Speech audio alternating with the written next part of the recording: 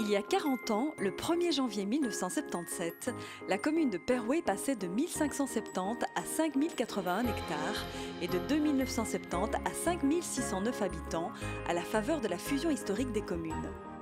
De celle-ci naissait le contour de Perouet que vous connaissez aujourd'hui et qui regroupe nos 5 villages champêtres.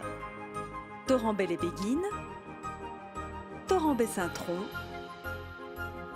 Malève-Sainte-Marie-Ouastine, Orbey et Perouet.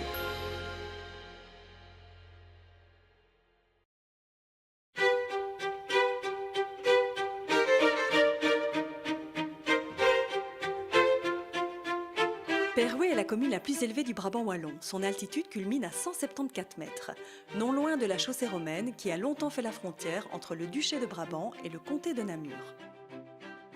Perouet se compose de plusieurs hameaux qui en font sa particularité. Le hameau du Mont, de Josselette et du Warichet. Aujourd'hui, on assiste à la construction de nombreux lotissements qui forment autant de nouveaux quartiers comme par exemple au Warichet, à Saint-Roch ou encore derrière le centre sportif. L'étymologie de Perouet, qui signifie gué-pierreux, renvoie au passage de la rivière située au carrefour routier Namur-Louvain et Wavre-Ouy. La Grande Jette y prend sa source, non loin de la ferme du Gadaf, et traverse la localité. Autrefois bourgade agricole et centre d'un marché florissant, Perouet eut beaucoup à souffrir des guerres. Entièrement rasée par les troupes de Louis XIV, elle mit longtemps à se remettre. En 1865, la construction du chemin de fer lui apporta un renouveau économique qui redynamisa son centre. Hélas, la Deuxième Guerre mondiale lui a sonné un nouveau coup fatal qui traumatisa toute une génération. Jugez plutôt. Le 13 mai 1940, la Grande Place qui avait été minée par des tirailleurs sénégalais de l'armée française vole en éclats. Une mine installée au carrefour principal de Perouet envoie des projections à plus de 500 mètres à la ronde. Bilan, 33 morts et sur un total de 780 maisons, 125 sont ruinées et 450 sérieusement endommagées et inhabitables. Perouet mit plusieurs années à se remettre de ce désastre avant qu'un nouveau développement s'amorce et que son centre retrouve un certain dynamisme.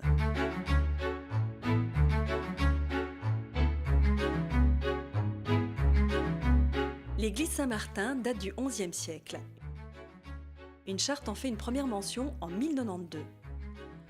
Plusieurs fois détruite, elle doit son aspect actuel à une campagne de rénovation entreprise au XIXe siècle, de 1840 à 1846, sous l'impulsion de son nouveau doyen, l'abbé André Francard. L'intérieur est sobre et dépouillé. On y voit un buffet d'orgue provenant de l'abbaye de l'Intre et une orgue qui vient du prieuré de Lérines, dont la fabrication date de 1752. Sous l'Ancien Régime, l'abbaye des Lessines y levait la dîme et nommait les curés qui tous étaient des moines curés issus de son abbaye. Aujourd'hui, le site de la rue des Marronniers et du Paradis avec le presbytère constitue un ensemble patrimonial exceptionnel. Vu du haut du clocher, ces espaces verts constitués des nombreux parcs privés qui l'entourent offrent une vue remarquable. Perouet possède également un petit patrimoine intéressant. La chapelle Saint-Roch, dont la construction date de 1636, fut édifiée suite à une épidémie de peste qui ravageait la région. Elle vient d'être entièrement rénovée par la commune et constitue aujourd'hui un des fleurons de la commune. La chapelle Le Roi à Josselette, Notre-Dame des Affligés à Semay ou encore Notre-Dame de Lourdes à la chaussée de Wavre. Le chêne aux sorcières marque la limite entre le village de Grand-Rosières et rappelle les sabbats d'autrefois. Et ce n'est pas tout.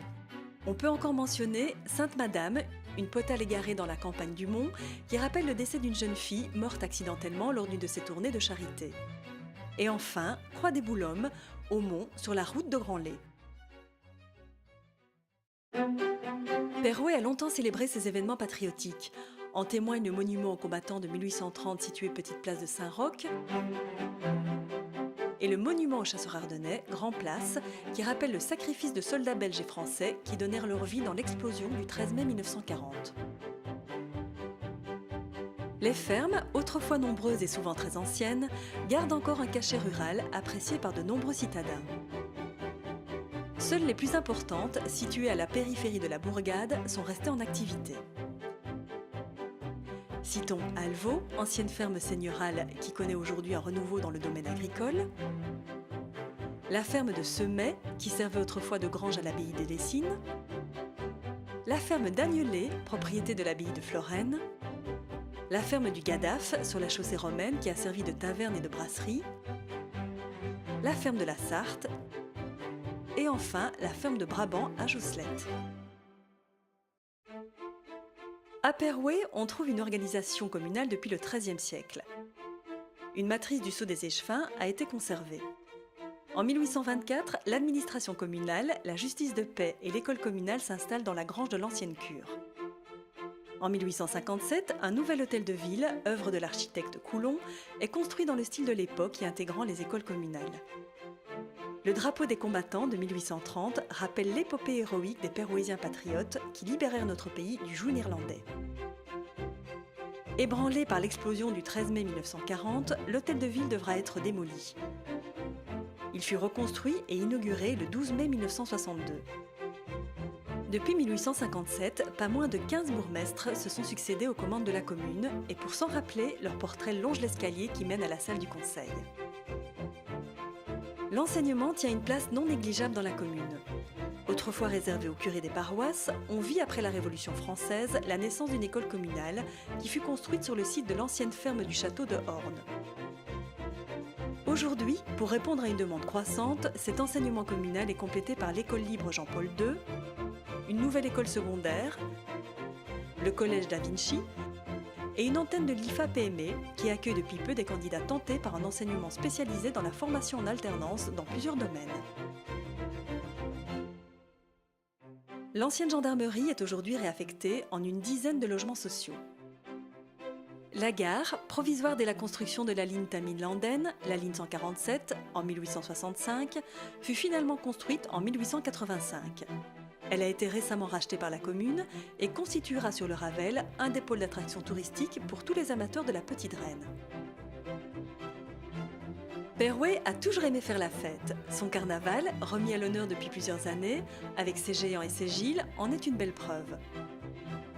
Le théâtre wallon, avec la Bonne Entente, draine chaque année un public très nombreux. Un public également très présent lors des différentes activités proposées tout au long de l'année par le centre culturel, qui compte aujourd'hui pas moins de 78 associations. Et enfin, le jumelage avec Kaysersberg depuis 2008, l'une des plus belles communes de France, permet aux Pérouésiens de goûter aux richesses alsaciennes. Vous l'aurez compris, Perouet a su prendre le train du développement économique en marche, tout en préservant son caractère rural. Perouet, c'est la ville à la campagne. C'est surtout ces hameaux, ces petits coins, je vais dire comme Josselette qui me tient tellement à cœur, là où j'ai d'abord grandi. Et puis, bon, Perouet est quand même une belle commune. Elle est riche en histoire. Il y a des beaux coins aussi du côté de Malève, du côté de Torrent-Bel-et-Béguine. Mais Perouet a ces petits coins bien précis que tout le monde ne connaît pas. Et son histoire.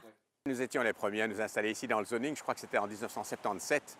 Donc ça fait maintenant pratiquement 45 ans que l'on est ici. C'était la campagne. C'était tout à fait la campagne. On était les premiers à nous installer ici au milieu, quelque part au milieu des champs. Il y avait beaucoup moins de maisons ici en face de l'usine.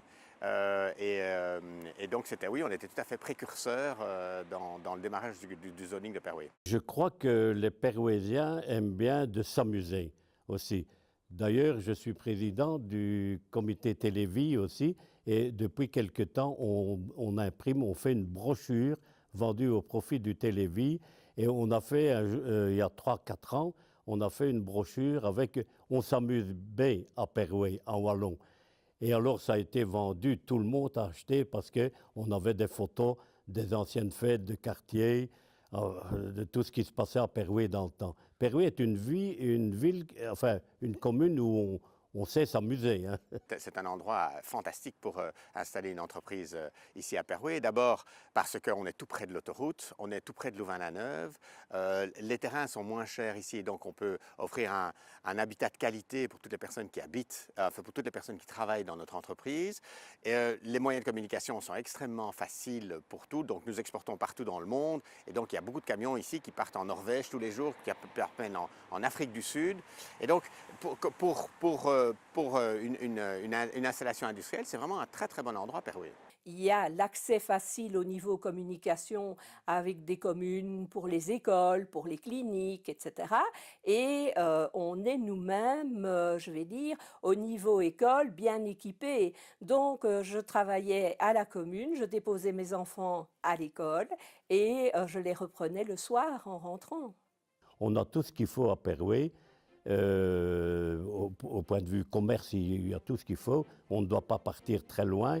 Et en même temps, on est encore à la campagne. On fait 1 kilomètre et on est en pleine nature. Voilà.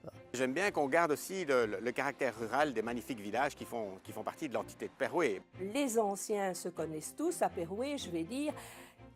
Si je peux reprendre une expression, il n'y a pas un chat avec un chapeau que quelqu'un ne voit et ne salue. Voilà, ça c'est une chose chez nous qui est typique. Je pense qu'il y a de plus en plus de jeunes qui se déplacent et qui veulent venir habiter dans l'entité. Je trouve ça extrêmement encourageant pour l'avenir. J'ai toujours été perouésien, je n'ai jamais quitté ma commune.